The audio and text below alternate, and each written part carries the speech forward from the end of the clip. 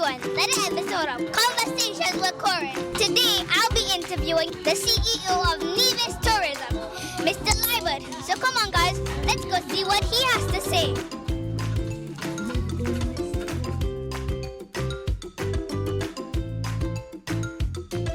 I heard that you have a slogan that says Nevis nice. Can you explain why, in your opinion, makes Nevis so nice? Well, Nevis is the nicest place on earth.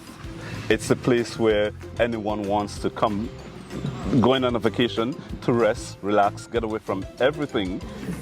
They can come to us because everything is just beautiful, everything is tranquil, everything is calm, everything is peaceful, and there's so much niceness about Nevis.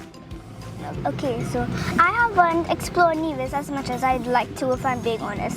Can you name some of the destinations on the island that I should absolutely visit? Well, definitely you want to visit Charlestown. Our Charlestown is a small little quaint town.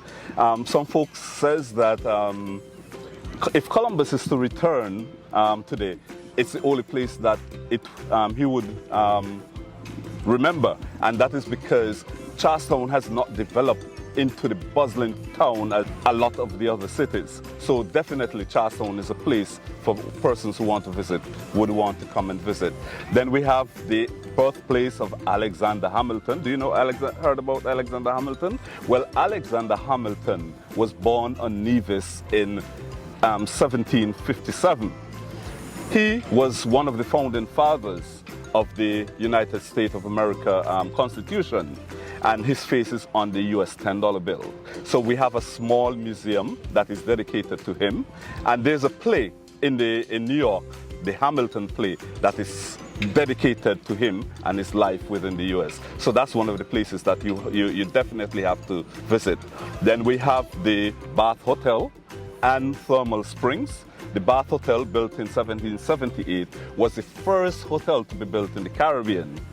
It's no longer a hotel, but folks can go by and visit the structure.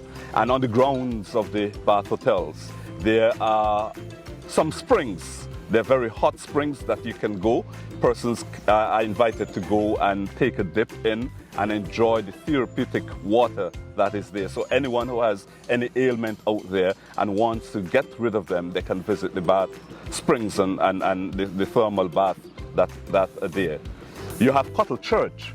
Cuttle Church is another first. It's one of the churches. It's not a functioning church, but it's a church that John Cuttle would have built in 1824, and he built this church so that him and his slaves can worship together.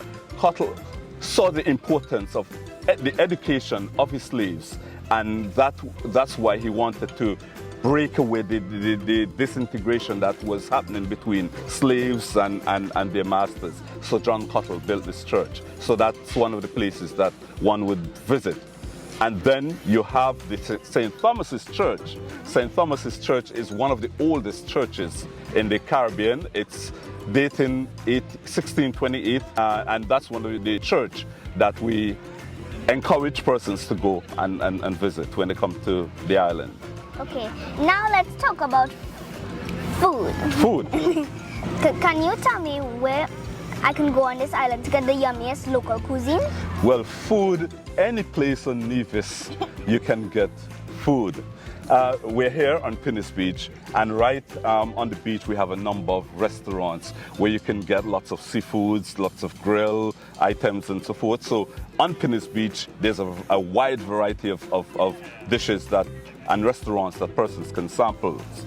In and around Nevis, you have a number of places. You have Bananas, you have Krishy Beach, you have Yachtsman Grill. Those are some of the areas. Some of the places that persons tend to enjoy when they go visit are the Moms and Pops restaurants that we have on island.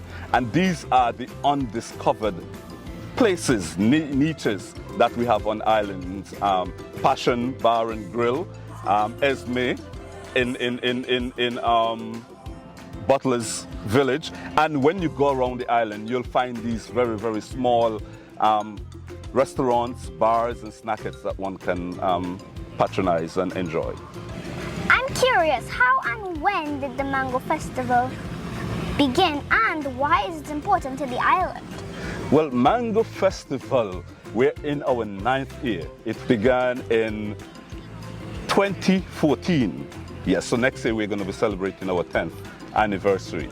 And why we thought of having the Mango Festival was because we wanted to have a festival at a certain time of the year that we're able to attract more visitors to Nevis outside of the usual tourist season. And the usual tourist season is between November and April. And while we were brainstorming, we came upon mangoes. There's so many varieties of mangoes, and when mangoes are in season, the crop is so bountiful. So that's the reason why we thought that we were going to have a Mango Festival. And today we're celebrating the 9th edition of the Mango Festival, and we would have seen the growth of the festival year after year. And we're looking forward for the 10th edition, 2024, for an even bigger and better Mango Festival. As a Nevisian, what are you most proud of? And if you could, what would you change about your island? I don't think, let me go with the latter question. I don't think I would change anything absolutely about Nevis. Nevis is nice. It's the place that we call home. It's peaceful, it's tranquil, it's quaint, it's very quiet. And it's a place where you can get away from all the hassles and bustles. I like Nevis because, well, it's where I'm from, right? And for the same reason, it's very quiet, very tranquil.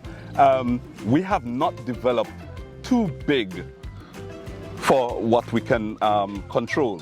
So that's one of the reasons why I would say I like Nevis. Well, as a Nevisian, I think the cricketers that we were able to send to the West Indies team, the first Leeward Islander to make the West Indies team was a Nevisian, Elkomida Willett.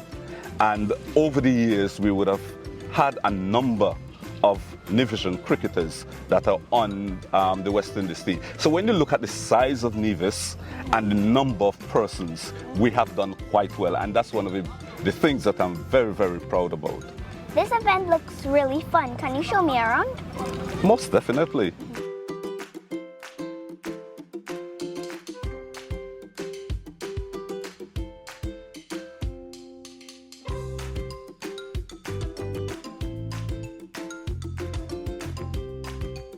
Thanks for watching another episode of Conversations with Coryn. I hope you enjoyed learning about Nevis. See you next time. Bye!